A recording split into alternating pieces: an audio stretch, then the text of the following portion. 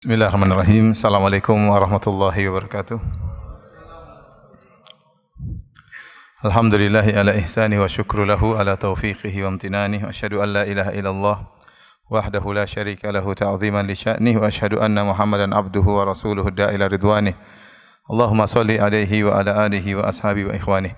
Hadirin hadirat yang dirahmati oleh Allah Subhanahu wa taala, pada kesempatan yang berbahagia ini kita bersama-sama akan menelaah tentang indahnya agama yang kita anut ini, yaitu agama Islam. Tentunya agama Islam memiliki banyak keindahan. Semakin orang perdalam Islam, maka dia akan semakin lihat keindahan Islam tersebut. Terlebih lagi jika dia membandingkan dengan agama Islam dengan agama-agama yang lain. Sebagaimana perkataan seorang pepatah, wabil diddi tatabayyanul asya'. Dengan melihat lawannya, dengan membuat perbandingan, maka akan nampak keindahan sesuatu Oleh karenanya, apa yang akan kita sampaikan pada kesempatan malam hari ini dan juga pada pekan depan insyaallah hanyalah sebagian kecil daripada keindahan-keindahan Islam yang bisa saya sampaikan mengingat keterbatasan ilmu saya, karena sungguhnya keindahan Islam sangatlah banyak dan sangatlah luas. Sebelum kita membahas akan poin-poin indahnya Islam, perlu saya ingatkan kembali bahwasanya agama yang diridhai oleh Allah hanyalah agama Islam. Allah berfirman, "Innad dina 'indallahil Islam." Yang satu-satunya agama diridhai oleh Allah hanyalah Islam. Kemudian Allah juga berfirman, "Wa may yabtaghi ghairal islami dinan fala yuqbala min." Barang siapa yang mencari agama selain Islam, tidak akan diterima darinya. Wa huwa fil akhirati minal khasirin. Tidak diterima dan bahkan di akhirat dia benar-benar menjadi penghuni neraka jahanam. Nabi SAW juga bersabda, "La yasma'u bi ahadun min hadhil ummah yahudiyyun wala nasraniyyun, thumma yamutu wa lam yu'min billadhi ursiltu bihi illa kana min ahlin nar." Tidaklah mendengarku seorang pun dari umat ini mendengar tentang aku, tentang Islam, baik Yahudi maupun Nasrani, kemudian dia meninggal dan tidak beriman dengan apa yang aku bawa, kecuali dia akan menjadi penghuni neraka jahanam. Hadis sahih riwayat Muslim. Oleh karenanya, tatkala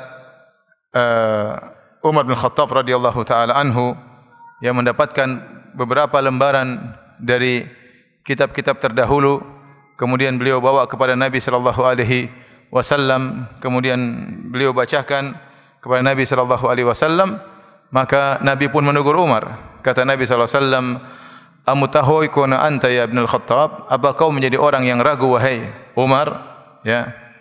Tidak usah ragu, Islam adalah agama yang terbaik. Tidak perlu kau mencari hidayah dari agama yang lain. Enggak ada.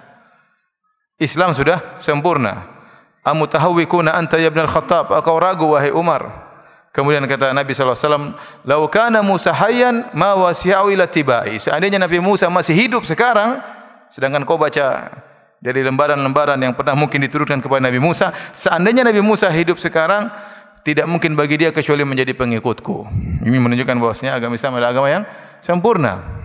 Agama Islam tatkala diturunkan, maka memansuhkan agama-agama yang ada sebelumnya. Oleh karenanya, Nabi Isa alaihissalam nanti di akhir zaman tatkala turun pun akan menjalankan syariat siapa? Syariat Nabi Muhammad sallallahu alaihi wasallam.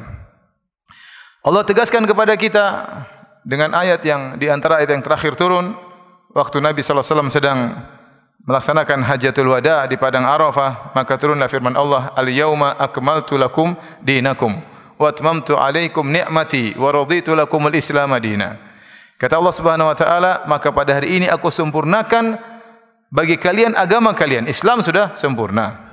Dan aku sempurnakan nikmatku bagi kalian. Aku ridha Islam menjadi agama bagi kalian. Ini harus kita yakini bahwasanya Islam adalah agama satu-satunya yang diridhai oleh Allah Subhanahu wa taala. Tidak ada agama yang lain diridhai oleh Allah Subhanahu wa taala. Baik, kita akan sebutkan poin-poin di antara yang menunjukkan indahnya Islam. Yang pertama, hadirin dan hadirat yang dirahmati Allah Subhanahu wa taala, Islam adalah agama yang komprehensif, yaitu mencakup segala perkara, Semua perkara ada penjelasannya, ada hukum-hukumnya. Oleh karenanya, seorang musyrik datang kepada Salman Al-Farisi radhiyallahu anhu, kemudian dia berkata, "Allamakum nabiyyukum kulla syai'in hatta al-qira'ah." Wahai Salman, apakah Nabi kalian Muhammad sallallahu alaihi wasallam mengajarkan kalian segala sesuatu sampai adab buang hajat, sampai masalah buang hajat diajarkan? Kata Salman, ajal, iya, bahkan masalah adab buang hajat. Laqad nahana an nastaqbil qiblata biqa'itin wala baulin. Sungguh Nabi sallallahu alaihi wasallam telah melarang kami tatkala buang hajat besar atau buang air kecil menghadap kiblat, ya. Jadi ini jelas, dan bahwasanya Nabi mengajarkan segala sesuatu bukan hanya diketahui oleh para sahabat, bahkan diketahui oleh orang musyrikin. Sehingga mereka bertanya kepada Salman, apakah Nabi mau ngajarin sesuatu? Saya masalah buang hajat aja diajarin? Jawabannya iya. Ini menunjukkan Islam adalah agama yang komprehensif, semuanya diajarkan, ya. Kalau adab buang hajat saja diajarkan, apalagi adab yang lain, adab bertetangga, adab makan, adab minum, adab berhubungan dengan istri, adab terhadap anak-anak, adab terhadap orang tua, ya. Kemudian adab bermasyarakat, ya. Bahkan adab bernegara, bahkan bagaimana beradab dengan musuh, bagaimana menjalin hubungan dengan kawan maupun lawan, ya. Semua diajarkan dalam Islam. Kalau kita mau belajar, semuanya ada dalam Islam. Masalah pernikahan, aturan-aturannya, bagaimana kalau cerai, bagaimana kalau ini, semuanya lengkap. Ya, semua ada pembahasannya, ya. Sampai-sampai Nabi sallallahu alaihi wasallam mengatakan pada perkara yang sepele, kata Nabi sallallahu alaihi wasallam, "Lau kuntum salasa, idza kuntum salasa, fala yatanajal ithnani duna thalith, fa inna dzalika yuhsinuhu." Seandainya kalian 3 orang, maka janganlah 2 orang berbisik-bisik sementara yang ketiga tidak diajak ngomong, karena hal itu akan menyedihkan orang yang ketiga. Bayangkan dalam agama mana diajarkan seperti ini? Antum cari agama mana ngajarin adab kalau 3 orang tidak boleh 2 orang berbisik-bisik. Dalam agama mana? Enggak ada, ya. Islam bahkan sampai seperti ini diajarkan dalam Islam. Ini menunjukkan bagaimana sempurnanya Islam dan komprehensif, mencakup segala problematika dan segala urusan dan segala, ya, masalah kehidupan. Dan di antara takdir Allah Subhanahu wa taala, Allah menjadikan Nabi Muhammad sallallahu alaihi wasallam menjalani berbagai macam perihal kehidupan, ya. Nabi sallallahu alaihi wasallam lahir sebagai seorang anak yang yatim. Dia pernah hidup bersama seorang ibu susuan di Taif. Kemudian dia pernah hidup bersama ibunya. Kemudian dia pernah dirawat oleh kakeknya. Kemudian dia pernah dirawat oleh pamannya. Bahkan dia pernah di masa remajanya menggembalakan kambing, bekerja untuk pamannya, ya. Kemudian di usia 25 tahun menikah dengan Khadijah, ya. Bagaimana dia menjadi seorang suami yang baik. Kemudian akhirnya dia punya anak-anak, maka jadilah Nabi seorang ayah yang terbaik. Kemudian umur 40 tahun diutus menjadi seorang nabi. Kemudian dia pun berdakwah dengan berbagai macam tantangan, ya. Kemudian sampai akhirnya Nabi berhijrah, kemudian mendirikan negara Islam, menjadi kepala negara, kemudian berinteraksi dengan orang-orang Yahudi dalam kota Madinah, ya, yang berbeda agama. Kemudian bagaimana dia berinteraksi dengan orang musuh-musuh yang datang menyerang. Bagaimana Nabi sallallahu alaihi wasallam pernah buat perjanjian damai dengan mereka, subhanallah, ya. Sehingga kalau orang mau cari contoh dalam Islam, ada contohnya. Dan benar kata Allah Subhanahu wa taala, laqad kana lakum fi Rasulillahi uswatun hasanah. Sungguh pada diri Nabi sallallahu alaihi wasallam ada contoh yang terbaik. Anda ingin menjadi pemuda yang terbaik, lihatlah bagaimana Nabi sallallahu alaihi wasallam. Anda ingin menjadi suami yang terbaik, contohlah Nabi sallallahu alaihi wasallam. Dan Nabi berkata, khairukum li ahli wa ana khairukum li ahli. Sebaik-baik kalian yang terbaik bagi istrinya dan aku yang istri yang terbaik. Ingin mencontoh menjadi ayah yang terbaik, Nabi adalah ayah yang terbaik. Ingin mencontoh menjadi sahabat yang terbaik, Nabi adalah sahabat yang terbaik bagi sahabat-sahabatnya. Ingin mencontoh bagaimana Nabi memiliki istri lebih dari 1, ya, bisa mencontoh bagaimana poligami yang baik, ya. Kemudian ingin mencontoh bagaimana Nabi menjadi kepala negara. Nabi SAW pernah jadi kepala negara. Ingin lihat bagaimana Nabi berinteraksi dengan pembantunya, ada contohnya. Ingin lihat bagaimana Nabi SAW berinteraksi dengan tetangga Yahudi, ada contohnya. Ingin lihat bagaimana Nabi SAW berinteraksi dengan musuh-musuhnya, lihat bagaimana dalam peperangannya. Bagaimana Nabi berdamai dengan mereka, bagaimana Nabi berperang dengan mereka, bagaimana cara perang Nabi SAW, bagaimana kalau Nabi lagi sakit, bagaimana Nabi kalau lagi bergembira. Semuanya ada contohnya. Ya, sampai-sampai Sufyan Ats-Tsauri pernah berkata, "Law istata'ta alla tahukka ra'saka ila bisunnah faf'al." Kalau kau mampu tidak menggaruk kepalamu kecuali ada dalilnya, lakukanlah. Saking semua perkara ada dalilnya, ada contohnya dari Nabi SAW. Antum bandingkan coba dengan agama-agama yang lain. Coba kita bicara agama Nasrani. Taib, seorang ingin jadi bapak yang baik. Mana contohnya Nabi Isa? Jadi bapak yang baik. Enggak ada contohnya. Entah dia pernah nikah atau enggak, wallahu a'lam bishawab. Bagaimana jadi raja kepala negara yang baik? Nabi Isa tidak pernah jadi kepala negara, dikejar-kejar oleh orang Romawi. Bagaimana menjadi suami yang baik? Tidak ada contohnya, ya. Enggak ada. Apalagi kalau Nabi Isa dianggap Tuhan, selesai. Tuhan mau dicontoh susah. Iya. Susah. Antum bicara Nabi Musa, oke, Nabi Musa, taib. Tapi berita yang sampai kepada kita sedikit, enggak lengkap. Tapi subhanallah, Allah mentakdirkan cerita Nabi Muhammad SAW dengan detail dari awal sampai akhir, ya, agar kita bisa mencontohi dan menunjukkan agama Islam adalah agama yang sempurna, semuanya dibahas, ya. Antum cari coba di agama lain, bagaimana adab qada'il hajah, bagaimana cara adab dalam buang hajat. Apa ada? Enggak ada.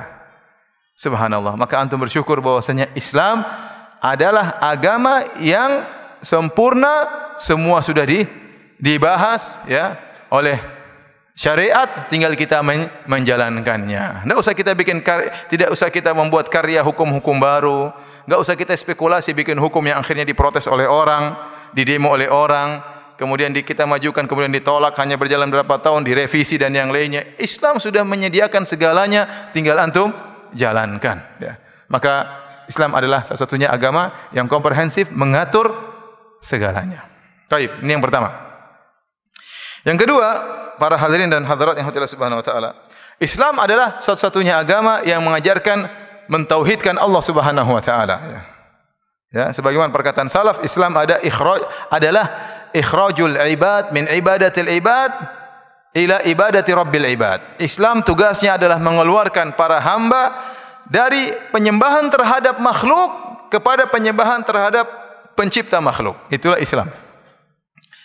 Kalau kita bandingkan dengan agama-agama yang lain, semua agama tidak ada yang mengajarkan kepada keesaan pencipta alam semesta, ya.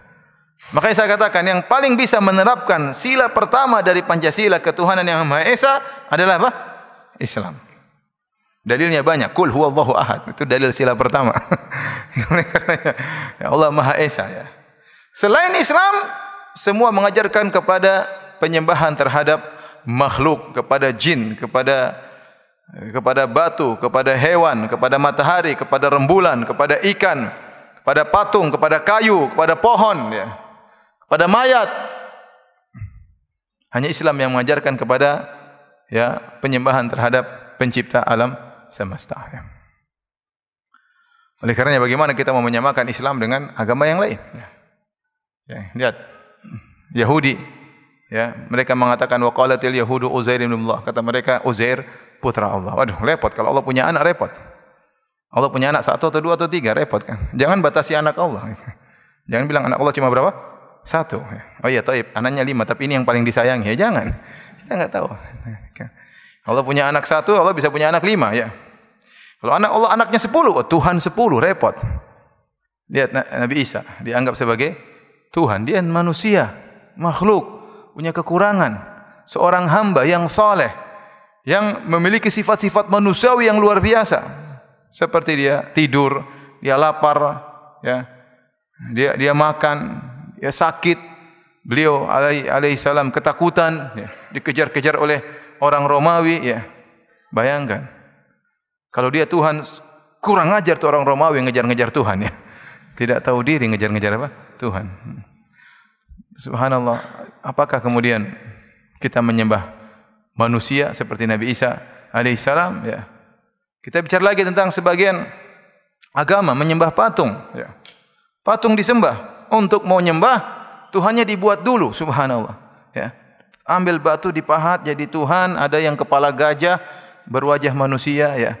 Ada yang berwajah manusia berhidung gajah, ya. Terkadang ada kepala manusia sampai 4, 1 kepala 4 wajah, subhanallah. Mereka mereka-reka wajah Tuhan. Kalau antum disuruh rubah menjadi itu kayak di patung, antum enggak mau. Coba kira-kira antum mukanya 4, kira-kira antum suka tidak?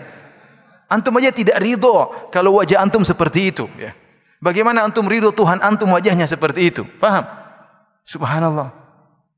Kemudian Tuhannya diidentifikasikan dengan hewan. Ajib, saya melewati suatu tempat, banyak patung-patung. Banyak patung-patung. Sedikit-sedikit disarungi. Ada pohon besar disarungi, ya. Ada batu besar disarungi. Ada patung besar disarungi. Saya bisa tanya kepada sebagian orang, itu kenapa patungnya disarung, satunya tidak disarung? Dia bilang yang satunya sudah ada isinya, subhanallah. Untung dia tidak bilang satunya sudah disunat, satunya belum. Akhi, ini kenapa pohon disarungi, ya akhi? Ente kalau besar disarungi juga mungkin sama mereka. Gimana menyembah patung? Kita harusnya kalau kita mau bicara tentang naluri atau seharusnya seorang mengagungkan yang lebih hebat daripada dia. Bagaimana seorang kemudian bukan sekedar mengagungkan, bahkan menyembah yang lebih rendah daripada dia, menyembah batu, menyembah pohon yang tidak bisa bikin apa-apa, ya, menyembah jin, menyembah yang lainnya, ya. Bahkan ada di antara mereka yang menyembah sapi, ya. Saya lihat sendiri di YouTube bagaimana sapi kencing, kemudian tada kencingnya, kemudian dicari berkah dari kencingnya, kemudian sujud kepada sapi tersebut, ya. Maka bersyukurlah ikhwan dan akhwat yang dirahmati oleh Allah Subhanahu wa taala. Antum dipilih oleh Allah Subhanahu wa taala menjadi orang-orang Islam, ya, yang hanya menyembah kepada pencipta alam semesta. Di sana ada miliaran manusia yang menyembah kepada makhluk, menyembah kepada batu, menyembah kepada pohon, menyembah kepada malaikat, menyembah kepada jin, menyembah kepada matahari, dan betapa banyak di antara mereka yang menyembah kepada hewan. Menyembah hewan. Di India sana ada kawan dari India bercerita, di India sana sedikit-sedikit kalau ada hewan lewat, kata mereka ini titisan dewa. Ada hewan lewat lagi, ini titisan dewa. Ada kelajiging lewat, ini titisan dewa. Sampai-sampai jumlah yang disembah lebih banyak daripada penduduk India, ya. Karena apa? Sedikit-sedikit, oh ular, ini dewa ini. Ini apa? Ini dewa ini. Subhanallah. Bagaimana mereka kemudian menyembah makhluk yang terkadang lebih hina daripada mereka. Coba otak pakai di mana? Bagaimana otak seorang yang diberikan akal oleh Allah Subhanahu wa taala kemudian menyembah sapi? Ya akhi, subhanallah. Gimana menyembah sapi? Ya akhi, sapi bahlul, ya akhi. Bahlul, kemudian beol. Gimana ente menyembah Tuhan yang beol? Yang subhanallah. Tapi begitulah kita bilang hidayah. Hidayah di tangan Allah Subhanahu wa taala. Sampai mereka sebagian mereka membuat satu logika, kata mereka sapi lebih baik daripada ibu kita. Kenapa? Karena ibu kita kalau menyusui anaknya masih mengharap pamrih. Nah, nanti jadi orang baik ya, berbakti sama ibu ya. Tapi kalau sapi ikhlas, dia kasih susu, dia tidak mengharap pamrih. Lebih afdal sapi daripada seorang ibu. Ini perkataan yang ngawur, ya. Sapi bukan ikhlas, dia bahlul makanya. Ajib. Antum bersyukur jadi apa orang Islam. Ya. Yang seperti itu jumlahnya miliaran. Oleh karenanya, agama satu-satunya yang mengajarkan pentauhidan kepada Allah Subhanahu wa taala hanyalah agama Islam. Yang lain semua mengajarkan kepada agama peribadatan kepada makhluk, ya. Kalau dalam istilah kita kesyirikan, ya. Baik, poin berikutnya. Agama yang benar-benar perhatian terhadap akhlak sampai pembahasannya secara detail adalah agama Islam. Makanya Nabi SAW bersabda, "Innama bu'ithtu liutammima makarimal akhlak." Sungguhnya aku diutus untuk menyempurnakan akhlak yang mulia. Ya. Nabi SAW mengajarkan akhlak bukan hanya kepada manusia, bahkan kepada musuh, bahkan akhlak tatkala berperang. Nabi ajarkan, tidak boleh sembarangan berperang. Tidak boleh menghancurkan tempat-tempat ibadah, tidak boleh membunuh syekhun fanin, orang yang sudah tua, tidak boleh membunuh para wanita, tidak boleh membunuh pendeta-pendeta kalau terjadi peperangan yang ahli ibadah, tidak boleh merusak tanaman dan yang lainnya. Dalam peperangan Nabi ajarkan akhlak. Bukan hanya sekadar melampiaskan kemarahan kemudian mencabik-cabik mayat. Islam tidak mengajarkan demikian. Islam mengajarkan akhlak bahkan kepada hewan. Bagaimana Nabi SAW mengatakan adab tatkala ingin menyembelih hewan? Ya, falyuhidda ahadukum syafratahu wal yurih ya dzabihatahu. Hendaknya seorang kalau ingin menyembelih dia tajamkan pisaunya atau goloknya, kemudian dia mudahkan sembelihannya. Jangan kemudian golok yang tidak tajam kemudian buat kasihan enggak mati-mati, ya. Islam tidak mengajarkan demikian. Islam mengajarkan dalam menyembelih pun harus beradab. Bahkan ada seorang sahabat berkata, ya Rasulullah, ya, sungguhnya kambing kalau saya mau saya sembelih, arhamuha atau rahimtuha, aku pun sayang kepada dia. Kata Nabi SAW, wasyah in rahimtaha rahimakallah. Kambing yang ingin kau sembelih, kau sayang sama dia, kasihan sama dia, Allah akan memberi kasih sayang kepadamu. Ya. Dalam menyembelih pun Islam mengajarkan akhlak yang mulia. Ya. Islam mengajarkan akhlak kepada tetangga. Coba dalam agama mana diajarkan akhlak kepada tetangga secara detail?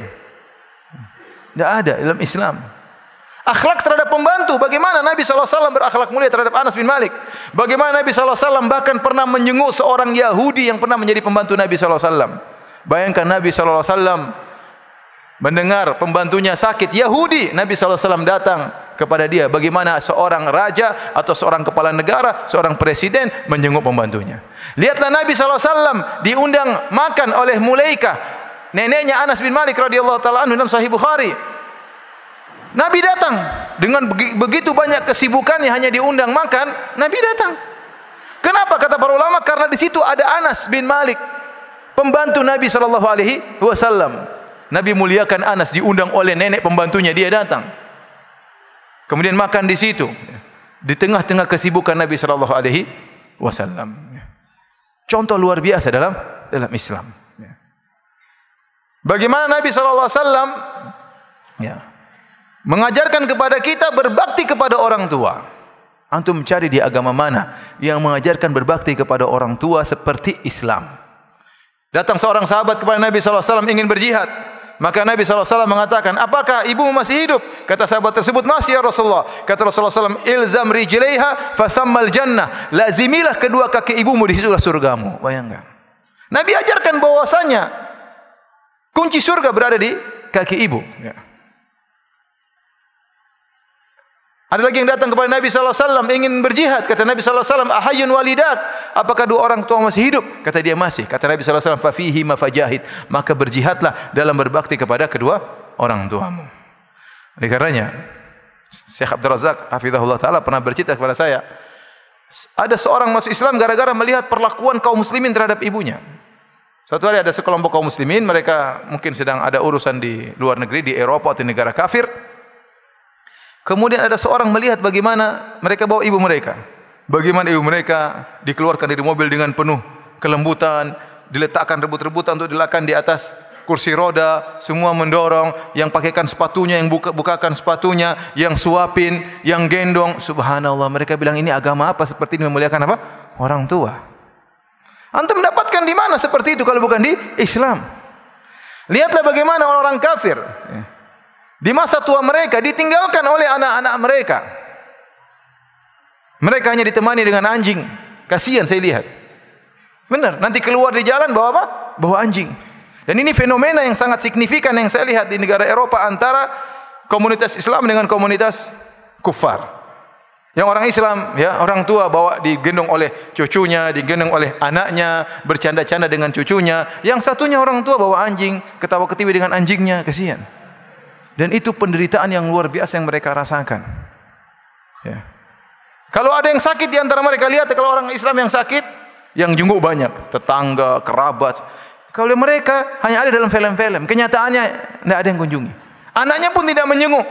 Bahkan kerabat saya kerja jadi perawat, dia cerita, Ustaz benar, itu ada orang pernah saya rawat, anaknya bilang, dan itu beberapa kali dia alami, Suster, jangan telepon saya kecuali bapak saya mati. Kalau belum mati jangan telepon. Suatu hari kerabat saya ini lupa, karena bapaknya sudah sakaratul maut, dia telepon anaknya, Fulan, bapakmu sakaratul maut. Diomelin, saya kan sudah bilang, kalau belum mati jangan telepon. Kasihan. Dan banyak di antara mereka yang meninggal di rumah sendirian. Kenapa tidak ada yang nemani? Tahu-tahu mayat sudah membusuk 2-3 hari, datang dokter yang lewat, sudah meninggal dunia. Di mana? Di sebagian negara, tatkala sudah tua, tidak ada yang memperhatikan anaknya, cuek dengan dia, bunuh diri harakiri. Dia merasa kehidupannya sudah tidak ada kegunaannya lagi. Coba kalau dalam Islam, orang tua merasa hidupnya luar biasa. Di masa tuanya anak-anaknya menunjukkan orang tua ini sangat berharga. Dihibur, diajak ngobrol, dihormati, dipenuhi segala kebutuhannya. Islam mengajarkan demikian. Islam mengajarkan pintu surga adalah ayah dan ibu. Enggak usah repot-repot, terlalu banyak omong, terlalu banyak ceramah, terlalu banyak teori, terlalu banyak sedekah. Urus kedua orang tuamu, langsung masuk surga. Dalam agama mana ada seperti itu? Ya. Makanya kalau kita bicara akhlak, yang paling indah adalah akhlaknya kaum muslimin. Makanya sejarah menyatakan Islam tersebar dengan apa? Dengan perang atau dengan akhlak? Dengan akhlak. Islam masuk di negeri kita, tanah air kita. Lewat pedang atau lewat akhlak? Lewat akhlak. Ini suatu kenyataan yang tidak bisa dipungkiri. Islam masuk ke tanah air kita dengan apa? Dengan akhlak. Sementara sebagian agama yang lain masuk ke negeri kita dengan peperangan, dengan penjajahan. Sekarang mereka ingin balikan fakta bahwasanya kita yang radikal, mereka tidak.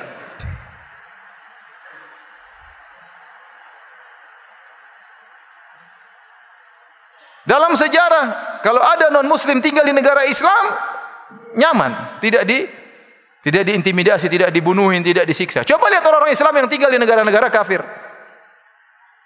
Sebagian mereka disiksa, sebagian mereka dibunuh, sebagian mereka diambil kewarganegaraannya dan macam-macam.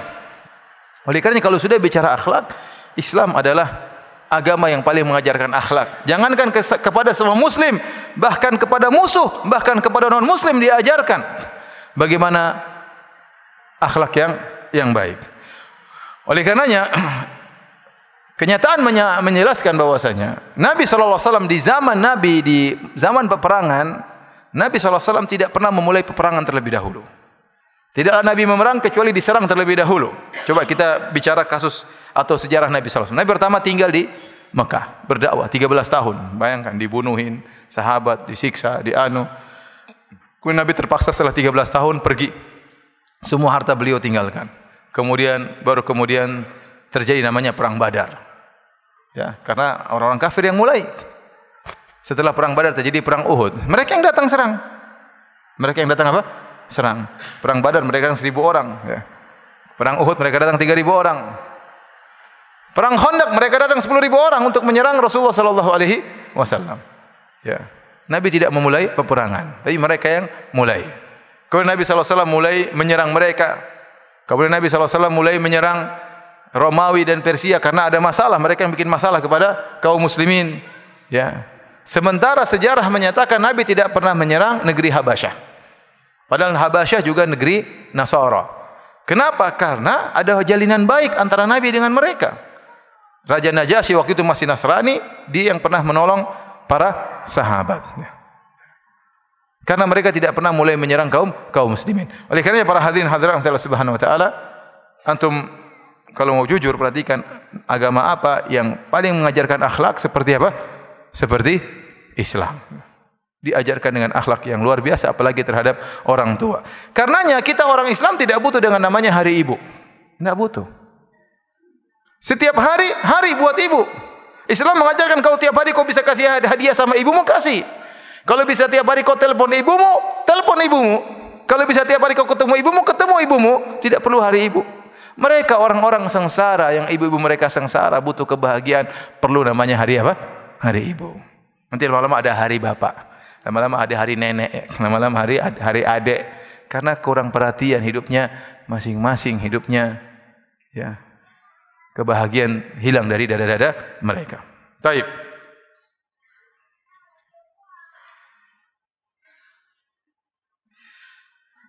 Hadirin dan hadirat yang dirahmati Allah Subhanahu wa taala. Di antara indahnya Islam, ya, bahwasanya Islam adalah satu-satunya agama yang menjelaskan tentang sifat Tuhan secara detail. Agama satu-satunya yang menjelaskan sifat Tuhan secara detail. Terlalu banyak ayat dalam Al-Quran, terlalu banyak hadis dalam hadis Nabi SAW menjelaskan tentang Allah begini, Allah begini, Allah begini. Ya, namanya manusia tatkala dia menyembah sesuatu, dia ingin tahu apa yang dia sembah. Maka orang kalau belajar Asma'ullahil Husna, sifat-sifat Allah, dia merasa tentram. Kenapa? Karena dia tahu siapa yang dia sembah. Dijelaskan dengan detail. Sementara agama-agama yang lain enggak ada yang detail. Baik, kita bicara tentang Nasrani. Nasrani yang detail Nabi Isa. Allah tidak begitu detail mereka jelaskan. Bahkan kalau kita baca perjanjian lama dengan perjanjian baru, kita dapati hal-hal yang aneh dalam sifat Allah Subhanahu wa taala. Adapun Nabi Isa memiliki sifat-sifat yang seharusnya membuat orang tidak menyembahnya. Bagaimana dia tidur, bagaimana dia makan, bagaimana dia ketakutan, bagaimana dia lari bersembunyi dikejar-kejar oleh orang, ya. Ya, bagaimana kemudian dia akhirnya ditangkap, ya. Tidak bisa menyelamatkan dirinya, ya. Nah, ini apakah ini pantas jadi Tuhan seperti itu? Harusnya seorang berpikir. Ya, kalau Islam kan Allah Maha Kuasa, Allah Maha Pengampun, Allah Maha banyak. Detail dijelaskan tentang sifat-sifat Tuhan, ya. Adapun kita baca sifat-sifat Tuhan dalam perjanjian lama, perjanjian baru, maka banyak yang aneh-aneh. Tuhan berkelahi dengan Israel dan akhirnya kalah, ya. Berkelahi dengan siapa? Yakub alaihissalam. Tuhan menyesal karena sudah menciptakan manusia ternyata bermaksiat. Bagaimana Tuhan menyesal? Kalau menyesal berarti dia enggak duga, oh ternyata menyesal saya ciptakan kalian menyesal. Gimana Tuhan menyesal? Bagaimana Tuhan enggak tahu Nabi Adam sembunyi di mana? Wahai Adam, kau di mana? Adam, kau di mana? Ya. Apakah kau sudah makan buah tersebut? Apakah bajumu sudah terbuka? Gimana Allah masih tidak tahu, masih tanya. Subhanallah.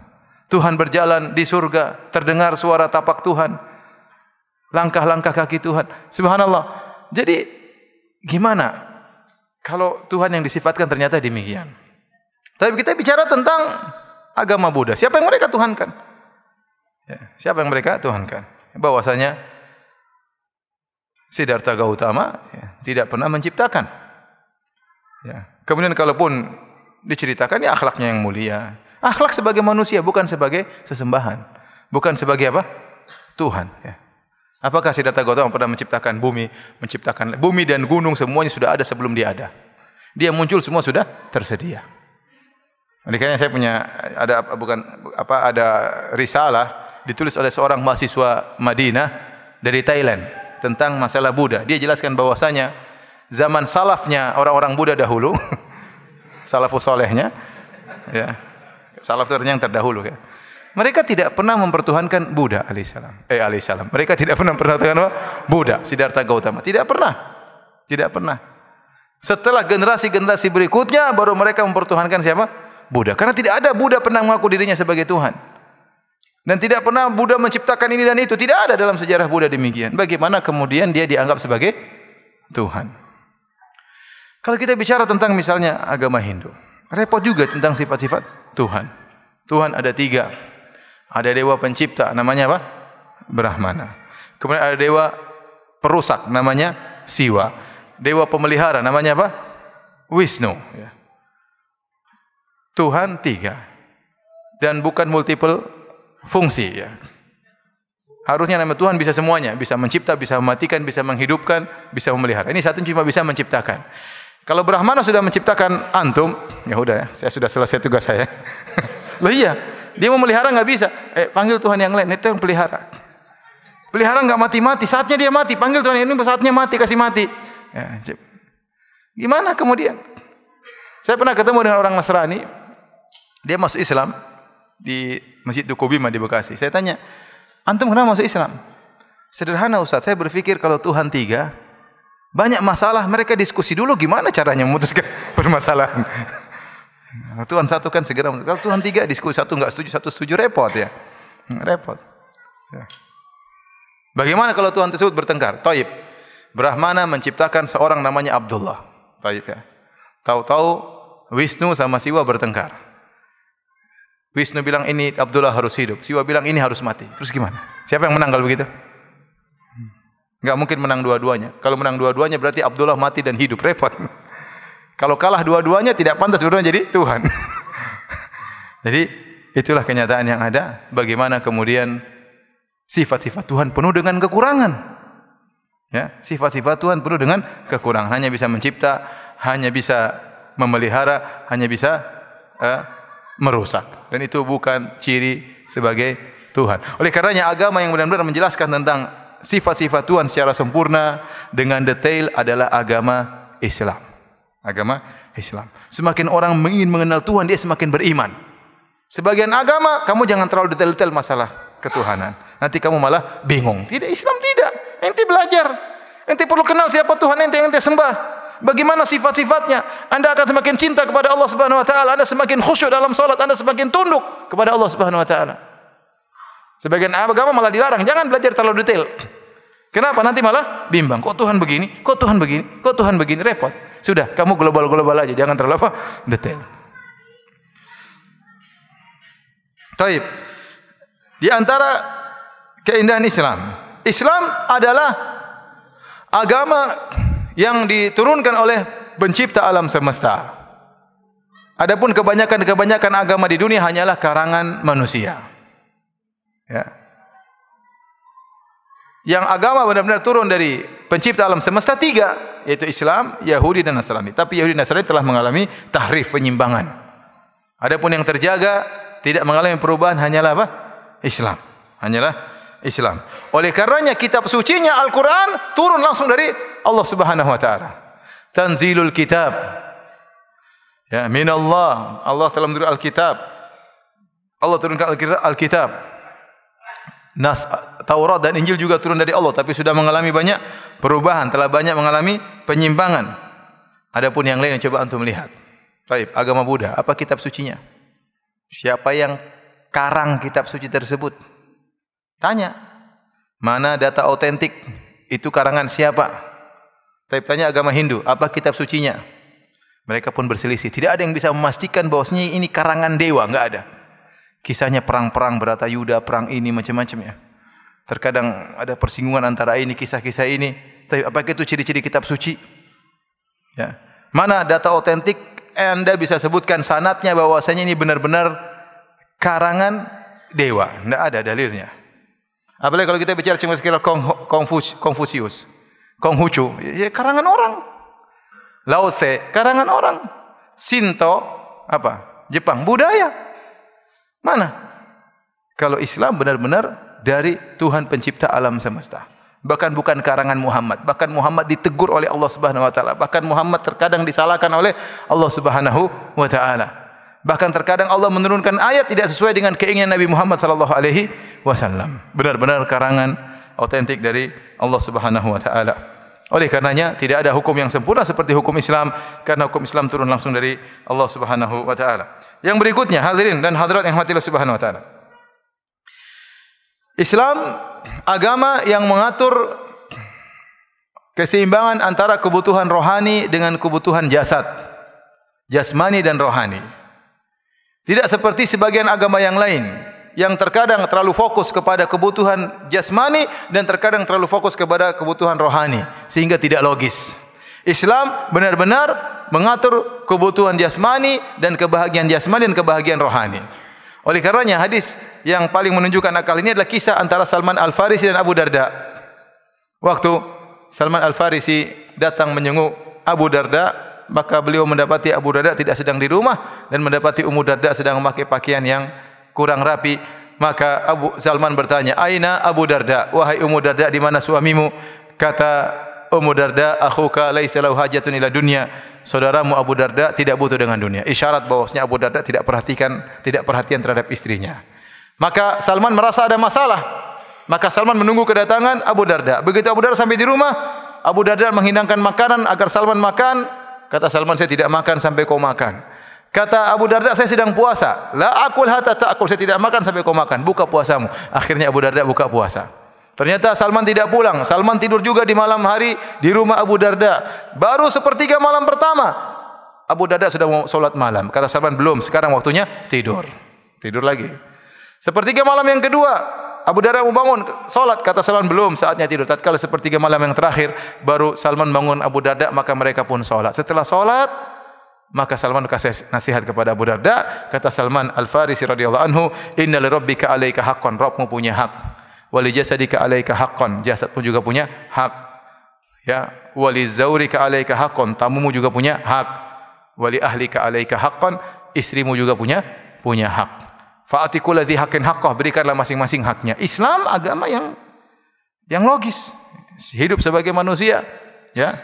Bahwasanya ada kebutuhan jasmani dan ada kebutuhan rohani. Tidak boleh seorang terlalu fokus pada kebutuhan rohani kemudian mengabaikan, menumbalkan kebutuhan-kebutuhan jasmani. Akhirnya Abu Darda datang kepada Nabi sallallahu alaihi wasallam, lapor, ya Rasulullah, Salman bilang begini. Kata Rasulullah, shadaqa Salman. Apa yang dikatakan Salman itu benar. Antum perhatikan sekarang agama Yahudi. Agama yang benar-benar perhatikan urusan dunia. Semuanya dunia, sampai orang-orang Yahudi bikin cerita dalam perjanjian lama bagaimana bejatnya nabi-nabi. Coba mereka mengatakan Nabi Daud alaihissalam ngintip orang mandi, ternyata istri orang. Kemudian dia zidai istri orang tersebut.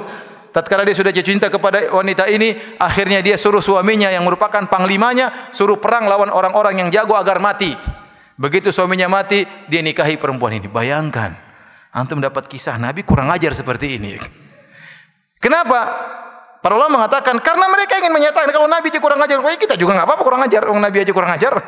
Nabi aja ngintip istri orang, Nabi aja bawa lari istri orang, Nabi aja bikin hilah, bikin penipuan agar suaminya cepat mati agar istrinya bisa diambil. Bayangkan. Kita baca lagi Nabi Nuh minum khamar sampai mabok. Bayangkan. Nabi aja mabok. Jadi mereka karena dunia ingin menghalalkan segala cara, mereka ceritakan tentang Nabi dan mereka yang seperti itu. Seakan-akan mereka tidak peduli, yang penting dunia. Bayangkan mereka cerita tentang bagaimana Nabi Yakub merebut kenabian dari Isu, kakaknya, dengan penipuan. Antum bisa baca dalam perjanjian lama. Kakaknya ditipu agar kenabian bisa diambil. Kalau kita Islam bagaimana? Nabi ini luar biasa, para nabi. Luar biasa akhlak mereka, luar biasa takwa mereka, luar biasa kesabaran mereka, luar biasa mereka terjauhkan, bisa menahan diri dari gangguan wanita. Bagaimana Nabi Yusuf alaihissalam, dan luar biasa. Bagaimana Nabi Daud, Nabi mengatakan solat yang terbaik, solat malamnya Nabi Daud, puasa yang terbaik, puasanya Nabi Daud. Bayangkan dalam Islam, Nabi-Nabi Bani Israel dipuji oleh kaum muslimin. Sementara kalau kita buka, apa rahasianya? Kata para ulama, rahasianya orang Yahudi ingin bebas dalam perkara dunia, ingin semuanya halal, sehingga mereka buat kisah tentang Nabi-Nabi mereka seperti itu. Oleh karenanya orang yang paling rakus dunia adalah orang Yahudi. Kata Allah, yawaddu ahaduhum law yu'ammaru alfasanah. Sungguhnya salah seorang dari Yahudi berkeinginan kalau dia bisa hidup 1000 tahun. Kenapa? Dia ingin puas-puasin dunia ini. Dia ingin dunia jannatul kafir, jannahnya dia. Maka dia ingin puas-puaskan ya hasratnya, keinginannya, dan demikianlah orang-orang Yahudi. Sebaliknya, kalau antum lihat kepada orang Nasara, ya, sebagian mereka meyakini kalau ingin mencapai derajat tertinggi di sisi Allah harus meninggalkan dunia, harus jomblo abadi. Iya, nggak boleh punya istri, nggak boleh punya anak. Gimana hidup di zaman sekarang? Zaman now 2019 tidak boleh nikah. Itu melawan, gimana dia menahan hasratnya? Meledaklah hasratnya. Akhirnya terjadi penyimpangan-penyimpangan yang lain-lain terjadi karena dia tidak bisa melawan kodrat manusia. Tidak logis bagaimana kalau mau dekat dengan Tuhan tidak boleh nikah. Bagaimana? Islam agama yang sangat logis. Islam jelaskan para rasul dulu menikah. Ya, para rasul apa? Menikah.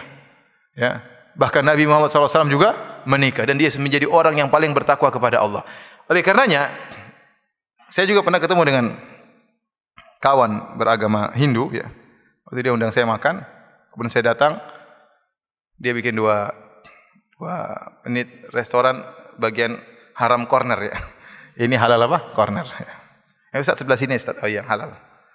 Ya, ngobrol, saya makan, kesempatan saya mau dakwah dia tentang agama. Saya bilang, saya enggak bilang akhi, saya bilang namanya lah, si fulan. Gimana? Tuhan antum ada berapa? Saya langsung to the point aja. Kapan lagi ketemu dia lagi? Siapa tahu ada syubhat masuk kepalanya. Saya bilang, Tuhan kamu ada berapa? Ya, sebenarnya sih dia enggak pede jawabnya. Ya sebenarnya sih satu, nggak pede. Kalau kita kul huwallahu ahad, nggak punya anak, nggak punya istri, nggak punya kawan, nggak punya partner, nggak ada. Satu. Kalau mereka bingung bilang satu gimana? No 3. Brahmana, Wisnu apa? Siwa. Gimana? Nanti bilang 3 ini satu, coba jelaskan. Ini kalau satu hanya bisa menciptakan, yang merusak, yang mematikan, yang menghidupkan siapa? Ya. Dia dengan malu-malu. Ini saya karena nggak enak sudah. Kita bicara yang lain. Dia karena nggak bisa jawab ya. Yang penting syubhat sudah masuk. Saya bilang lagi, kamu gimana jalankan agamamu? Kan ada aturan. Ya kalau keyakinan kami, kalau ingin mencapai derajat tertinggi, memang harus tinggalkan dunia ini seluruhnya. Dan itu memang keyakinan mereka dalam agama Hindu. Kalau ingin mencapai derajat nirwana atau derajat yang tertinggi, entah Buddha, entah Hindu, harus meninggalkan dunia ini. Baru bisa dekat dengan apa? Tuhan. Islam tidak demikian. Islam subhanallah, ente bisa dekat dengan Tuhan Allah Subhanahu wa taala siapapun anda.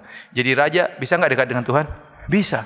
Bahkan sangat dimuliakan oleh Allah Subhanahu wa taala dengan syarat menjadi raja yang adil. Bukankah Nabi sallallahu alaihi wasallam tatkala menyebutkan 7 golongan yang dinaungi oleh Allah pada hari kiamat kelak, yang pertama kali Nabi menyebutkan imamun adil. Imam yang apa? Adil. Anda jadi raja, anda bisa jadi dekat sama Allah Subhanahu wa taala. Apakah orang kaya bisa jadi dekat dengan Allah? Bisa. Dalam Al-Quran terlalu banyak Allah menyuruh berinfak. Jadi orang kaya. Ada contohnya. Nabi Daud kaya atau tidak? Kaya luar biasa. Nabi Sulaiman kaya atau tidak? Kaya luar biasa. Ya, contoh para sahabat Abdullah bin Auf kaya raya, bisa dekat dengan Allah Subhanahu wa taala, ya. Islam realistis, logis, ya. Anda sebagai rakyat bisa dekat dengan Allah. Bukan kalau mau dekat dengan Allah semua dunia buang, tidak. Itu tidak. Kalau orang suruh menjalankan agama seperti itu, tidak bisa kita menjalankan kehidupan di atas muka bumi ini. Maka saya katakan bahwasanya Islam adalah agama yang benar-benar memperhatikan antara kebutuhan rohani dengan kebutuhan jasmani. Ya. Berbeda dengan sebagian agama yang lain yang tidak bisa menyeimbangkan atau tidak bisa memperhatikan dua hal ini. Kalau ingin dekat dengan Allah, ya harus meninggalkan dunia ini. Atau yang satunya benar-benar tenggelam dalam keduniaan, lupa dengan akhirat sama sekali, ingin hidup selama 1000 tahun. Baik, kita lanjutkan, ya.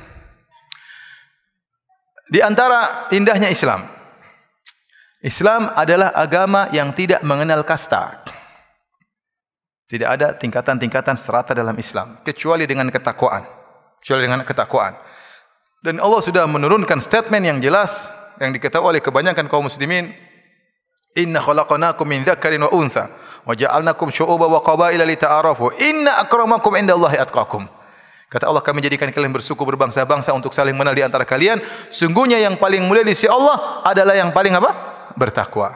Ya, ini barometer kemuliaan dalam agama Islam, ketakwaan. Bukan warna kulit, bukan suku, bukan keturunan, bukan bangsa, bukan kabilah, tidak. Makanya Nabi SAW mengatakan, kullukum min Adam wa Adamu min turab. Kalian semua berasal dari Nabi Adam, dan Adam berasal dari apa? Tanah. La fadlu lil Arabi alal ajami. Tidak ada kemuliaan orang Arab di atas selain Arab. Walal ajami alal Arabi, dan bukan selain Arab tidak ada lebih baik daripada Arab kecuali dengan bertakwa. Ya. Walal ahmar alal abyad, tidak ada keistimewaan orang berkulit putih di atas kulit hitam, dan tidak ada keistimewaan orang kulit hitam di atas orang kulit putih illa bittaqwa, kecuali dengan apa? Takwa. Makanya Islam begitu awal muncul, semua strata bisa masuk Islam. Ada namanya Abu Bakar As-Siddiq, memiliki nasab yang tinggi, dan ada namanya Bilal bin Rabah dari negeri Habasyah, seorang budak yang Nabi kabarkan Nabi mendengar suara sendalnya di surga. Bayangkan Bilal. Ada Salman Al-Farisi, bukan Arab, tapi Allah muliakan dia karena ketakwaannya. Baik, ini bagaimana?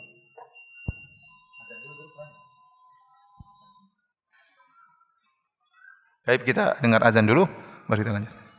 Baik, hadirin, kita lanjutkan bahwasanya Islam tidak mengajarkan adanya sistem kasta dalam agama Islam. Semua orang bisa menjadi terbaik, terdekat kepada Allah meskipun dia berasal dari manapun.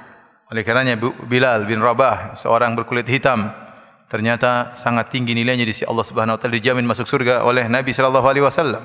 Ibnu Abbas pernah berkata kepada seorang tabi'in, "Ala adulluka ala imra'atin min ahlil jannah?" Mau kau tunjukkan kepada engkau tentang seorang wanita penghuni surga? Hadhil mar'atus sauda, inilah wanita berkulit hitam yang Nabi menjanjikan surga baginya karena kesabarannya. Salman Al-Farisi yang bukan orang Arab, orang Persia, ternyata dimuliakan oleh Allah Subhanahu wa taala karena apa? Karena keimanannya, karena keislamannya.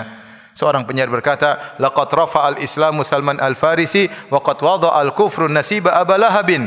Sungguhnya Islam telah mengangkat Salman yang dia Persia, mendapati kedudukan yang tinggi. Sebaliknya orang yang bernasab tinggi Abu Lahab menjadi hina, rendah gara-gara kekufuran yang dia lakukan. Makanya Islam tidak mengenal kasta. Perhatikan sekarang orang Yahudi. Yahudi agama yang eksklusif hanya untuk orang Yahudi. Makanya kenapa mereka tidak mau beriman kepada Nabi Muhammad SAW, padahal mereka sudah tunggu-tunggu. Ternyata Muhammad bukan orang Bani Israel. Hasadan min indi anfusihim, mereka hasad, kok bisa Nabi terakhir bukan apa? Yahudi. Mereka enggak mau beriman kepada Nabi Muhammad. Kemudian kenapa mereka benci juga kepada Nasara? Karena disebutkan Nasara membuat bid'ah yang menjadikan agama mereka agama internasional. Padahal maunya Yahudi agama hanya khusus untuk Bani Israel. Mereka tidak mau. Mereka tidak mau, luar biasa mereka ini. Fanatiknya kepada sukunya luar biasa. Bahkan mereka menganggap semua manusia yang diciptakan selain suku Yahudi, sungguhnya kedudukan mereka seperti hewan. Hanya saja Allah ciptakan mereka dalam bentuk manusia agar mudah melayani mereka. Dan itu mereka sebutkan dalam buku-buku mereka. Jadi kita ini semua hewan. Ente sapi, satu jerapah, cuma bentuk ente ganteng-ganteng begini supaya bisa melayani apa? Yahudi. Dalam agenda Yahudi, dalam kamus Yahudi tidak ada halal dan haram antara Yahudi dengan selain Yahudi. Mereka meyakini semua harta yang ada pada selain Yahudi itu halal, boleh diambil, boleh dirampas dengan cara apapun boleh. Mereka hanya berlaku halal haram di antara mereka. Adapun di luar mereka tidak ada halal haram, tidak ada. Mau riba, mau ini, mau ngerampok, tidak ada aturannya karena semuanya dianggap hewan. Luar biasa. Mereka menyangka bahwasanya hanya mereka yang masuk surga. Mereka menyangka kalau mereka mati pasti masuk surga. Pasti masuk surga. Makanya Allah bantah mereka dengan mengatakan qul ya ayyuhalladzina hadu in za'amtum annakum awliya'u lillahi minan nas fatamannawul mauta in kuntum shadiqin. Katakanlah Muhammad kepada orang Yahudi, kalau kalian menyangka hanya kalian wali-wali Allah, yang lain enggak ada. Kalian merasa kalau mati pasti masuk surga, mintalah mati sekarang, ngapain hidup lama-lama. Tapi mereka tidak mau minta mati karena cinta mereka kepada dunia. Ini Yahudi. Kasta yang lain kita lihat seperti orang Hindu. Orang Hindu ada berkasta-kasta. Kasta Brahmana, Ksatria, Waisa apa? Sudra. Subhanallah, yang kebetulan lahir sebagai Sudra, kesian. Lahir baik Brahmana, kastanya tinggi. Kemudian mereka bikin namanya reinkarnasi. Ya.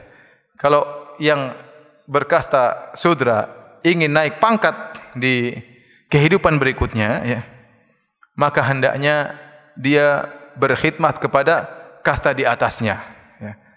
Dan jangan dia melanggar. Kalau dia tidak berkhidmat kepada kasta Brahmana, nanti dia lahir lagi sama lagi nasibnya. Bahkan lebih parah, bisa menjadi hewan. Jadi mereka meyakini demikian. Kalau seorang di sekarang ini, jadi balasan mereka menurut mereka adalah dengan apa? Dengan reinkarnasi.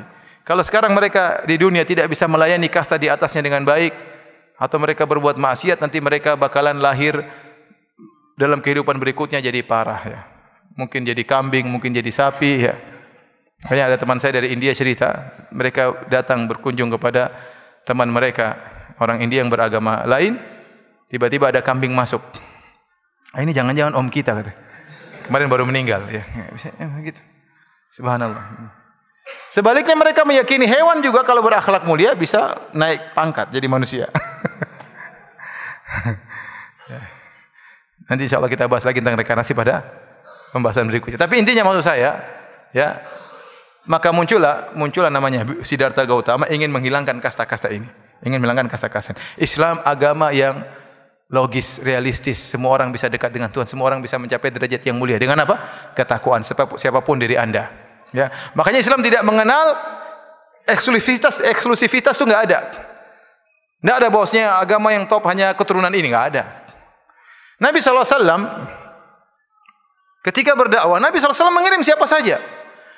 Nabi mengirim bukan cuma Ahlul Bait, Nabi mengirim siapa? Abu Musa al-Asy'ari ke negeri Yaman. Nabi mengirim Abu Mu'adz bin Jabal ke negeri Yaman. Mereka bukan Ahlul Bait. Para sahabat banyak yang bukan Ahlul Bait, yang Ahlul Bait cuma segelintir sedikit. Maka jangan sampai terbetik kita ini ada agama khusus Ahlul Bait. Ada hadis-hadis khusus Ahlul Bait, enggak ada, itu omong kosong. Islam semua orang bisa kenal. Ada Sahih Bukhari, Sahih Muslim, dan sunan-sunan yang lainnya, ada Musnad Imam Ahmad dan yang lainnya. Nah, namanya hadis-hadis khusus riwayat Ahlul Bait, enggak ada. Islam terbuka untuk semuanya. Makanya kalau ada dalam ajaran Islam ada yang mengatakan ini spesifik, eksklusif hanya untuk segelintir orang, yakinlah itu Islam yang sesat. Ya. Oh, ini Islam hanya model untuk Bintaro, itu Islam sesat. Enggak ada Islam Bintaro, ya. Semua Islam untuk seluruhnya. Dari ujung sampai ujung semuanya Islam Allah turunkan bukan untuk Bintaro doang, bukan untuk Nusantara doang, bukan untuk Eropa doang, semuanya untuk seluruhnya. Ya. Yang hidup bersama Nabi waktu banyak, ada Habasyi, ada Farisi, ada juga Rumi, ada yang lainnya, ada juga dari Eropa masuk Islam, tapi tidak ada Nabi bilang, "Oh, ini kamu Islam model gini ya. Ini kamu Islam model gini." Tidak ada, semua Islam sama. Enggak ada namanya eksklusif. Semua Islam mau pintar, Islam itu ada, tinggal baca. Tidak ada ditutup-tutupi, ya. Makanya saya sering cerita, saya pernah hajian, kemudian saya ketemu dengan guru saya. Guru dia lagi, ibu guru dia lagi hajian sama suaminya. Dia tanya, "Ustaz, saya mau tanya Ustaz. Apa? Saya hajian ini dibekali oleh kiai suatu zikir. Tapi kiai itu bilang begini, Bu, ini zikir khusus buat ibu. Ingat, suami ibu tidak boleh tahu. Dia bilang, ini ajaran sesat ya. Tidak ada. Islam itu terbuka, semua orang bisa mengenal Islam. Jadi kalau ada yang ingin mengspesifikkan Islam, oh ini hanya kita yang tahu, yang lain enggak boleh tahu, ini hanya karena keturunan kita, ini hanya suku kita, itu Islam sesat ya. Islam tidak mengenal apa? Kasta ya. Baik, demikian saja para hadirin dan hadirat yang bisa kita sampaikan pada kesempatan kali ini. Insyaallah kita lanjutkan berikutnya pada pertemuan Jumat depan insyaallah taala. Kalau ada yang bertanya silakan, kalau waktunya habis tolong kasih tahu ya. Apa hukumnya direstui atau tidaknya seorang ikhwan untuk melamar akhwat yang walinya atau ayahnya dalam pengaruh sihir wanita lain? Apakah pernikahannya sah jika disetujui, dan jika ditolak apakah penolakannya juga harus diikuti secara syar'i? Intinya seorang wanita kalau menikah harus pakai wali, la nikah illa bi wali, tidak ada pernikahan kecuali dengan wali. Wa ayyumam ra'atin nakahat bi ghairi idzni waliya fa nikahuha batil fa nikahuha batil fa nikahuha batil. Barang wanita mana saja yang menikah tanpa persetujuan walinya, tanpa izin walinya, maka nikahnya batil, tidak sah dan tidak sah. Oleh kerana seorang laki melamar kepada ayahnya, kalau ayahnya ternyata tidak bisa menjadi wali, entah tersihir, entah gila, entah hilang ya, entah ternyata kejam, entah ternyata hanya ingin menikahkan anaknya dengan laki yang penjudi, laki pemabuk, maka perwaliannya gugur. Perwaliannya apa? Gugur. Tapi hendaknya lapor kepada KUA agar KUA yang menggugurkan perwalian tersebut. Secara syar'i gugur perwaliannya. Karena dia tidak pantas menjadi wali. Bisa jadi karena dia kehilangan ingatan, bisa jadi karena gila, bisa jadi karena tersihir sehingga tidak bisa mengontrol dalam kehidupannya. Maka laporkan kepada KUA atau pihak yang berwenang untuk digugurkan perwaliannya, dipindahkan kepada orang berikutnya, kepada kakeknya kah, ya, kepada anaknya kah, kepada saudaranya kah, untuk menjadi wali pernikahannya. Atau kalau bapaknya menunjuk seseorang sebagai wakilnya, boleh. Tapi intinya harus ada walinya. Kalau pernikahan tanpa wali, nikahnya tidak sah.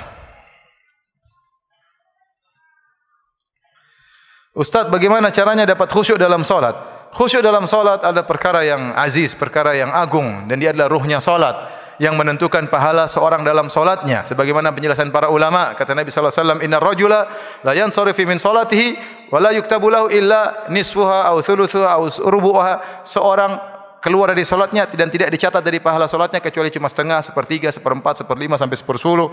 Semua ini karena apa? Masalah kekhusyuan.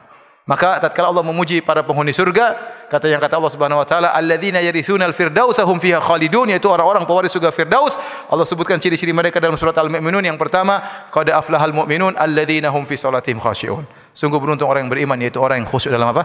Salatnya. Maka antum harus berjuang untuk bisa khusyuk dalam salat. Berdoa kepada Allah agar dikhusyukkan salat ya. Dan sebab-sebabnya banyak, di antaranya seorang mempersiapkan diri untuk salat. Misalnya sebelum azan dia sudah siap-siap. Kemudian dia berangkat menuju masjid dengan melangkahkan kaki, di tengah jalan dia berzikir kepada Allah sampai masjid, kemudian dia salat qabliyah, setelah itu mungkin dia baca Quran, kemudian dia berdoa. Maka insyaallah jiwanya sudah bersiap untuk apa? Salat. Begitu salat insyaallah khusyuk. Tapi kalau qomat baru jalan menuju masjid, buru-buru, cepat tiba Allahu Akbar, Allahu Akbar. Gimana mau khusyuk ya? Ya, di antaranya berusaha ya, seorang berusaha. Yang paling ampuh sebenarnya untuk buat seorang khusyuk mengerti apa yang dia baca. Maka insyaallah saya kasih kabar gembira, tanggal 12 Januari saya undang antum semuanya untuk hadir dalam launching aplikasi bekal salat ya. Aplikasi bekal salat itu kalau dibukukan sekitar 900 sampai 1000 halaman. Tapi dijadikan aplikasi dan untuk antum gratis ya. Yang lain juga gratis, bukan cuma untuk antum. Tapi insyaallah tanggal 12 Januari kalau tidak ada halangan di Masjid Al-Azhar di Sisingamangaraja ya. Sekarang belum bisa di-download. Nanti tanggal 12 baru di-download ya. Itu insyaallah membantu untuk antum bisa memahami setiap zikir antum baca ya.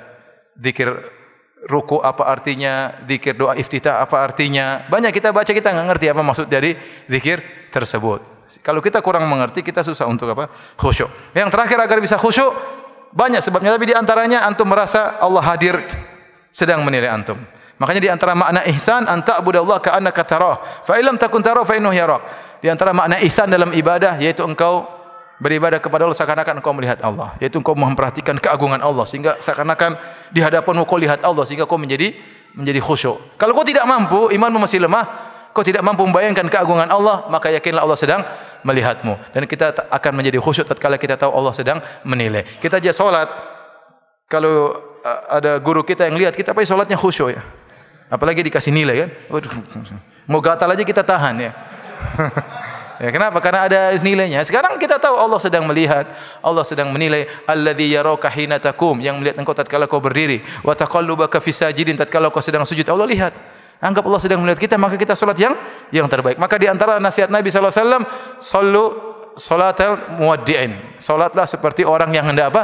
Ingin berpisah dari dunia ini. Seakan-akan ini salat terakhir yang kau serahkan kepada Allah. Maka jadikanlah salat ini benar-benar sebab pengampun dosa-dosamu. Dosa kita banyak. Serius dalam salat ini. Ya, sehingga pahalanya berkualitas dengan kekhusyuan kita. Demikian saja kajian kita. Mohon maaf masih banyak pertanyaan tidak bisa dijawab. Insyaallah kita lanjutkan Jumat depan. Subhanakallah bihamdik asyhadu an la ilaha illa anta astaghfiruka wa atubu ilaik. Assalamualaikum warahmatullahi wabarakatuh. Wa annal masajida lillah fala tad'u